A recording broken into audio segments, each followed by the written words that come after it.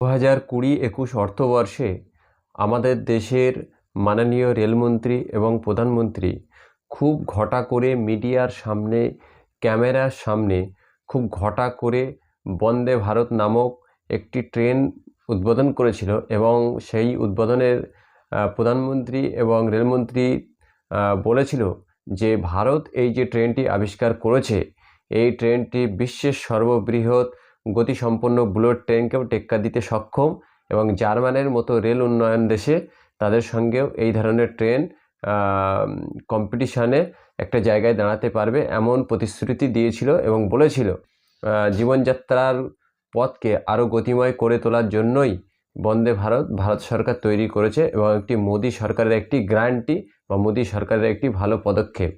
কিন্তু আপনারা একটি বিষয় খেয়াল করেননি, সেই বিষয়টি হলো একটি বন্দে ভারত একটি রুট দিয়ে যাওয়ার সময় কতগুলি লোকাল ট্রেন নির্দিষ্ট টাইমে যে সমস্ত লোকাল ট্রেনের নির্দিষ্ট টাইম থাকে সেই নির্দিষ্ট টাইমে না রান করিয়ে কত লোকাল ট্রেনকে ঢিলে করে তারপর একটি বন্দে ভারত ট্রেনকে চালায় ভারত সরকার বা ভারতীয় রেল মন্ত্রক।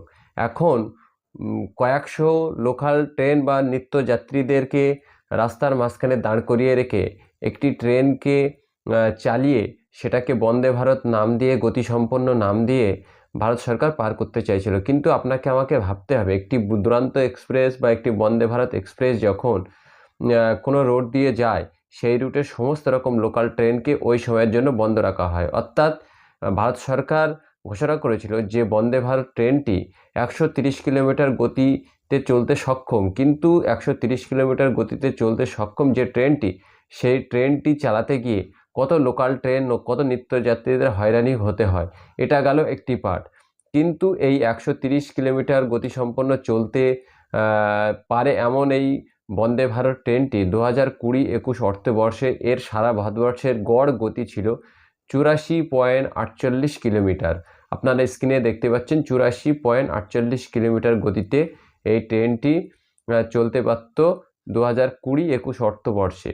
22-23 অর্থবর্ষে এই ট্রেনের গতি কমে দাঁড়ায় 81.38 কিলোমিটার, অর্থাৎ 3 কিলোমিটার প্রতি ঘন্টায় গতি কমে গেছে এক বছরে। এবার 23-24 অর্থবর্ষে, অর্থাৎ এই যে বর্ষটা যাচ্ছে, এই বর্ষে বন্দে ভারত ট্রেনের গতি কমে হয়েছে 76.28 কিলোমিটার পার ঘন্টায়। অর্থাৎ যে দেশের প্রধানমন্ত্রী খুব ঘটা করে দেশের রেলমন্ত্রী দেশের জনগণের উদ্দেশ্যে বলছে এমন ট্রেন আমরা উৎসর্গ করছি যেটা মোদী সরকার ছাড়া কারোর ক্ষমতা নেই, 70 বছরেও কেউ পারেনি, সেই ট্রেনটি আমরা উৎসর্গ করেছি। কিন্তু সেই ট্রেনের গতি 3 বছরের মধ্যে কেন এতটা কমে গেল, এটা নিয়ে ভাবতে হবে। আর এই ট্রেন চালাতে গেলে কত লোকাল ট্রেনকে দাঁড় করিয়ে তারপর ভারত সরকার এর গতিটাকে প্রমাণ করতে চায়, এটাও ভাবতে হবে।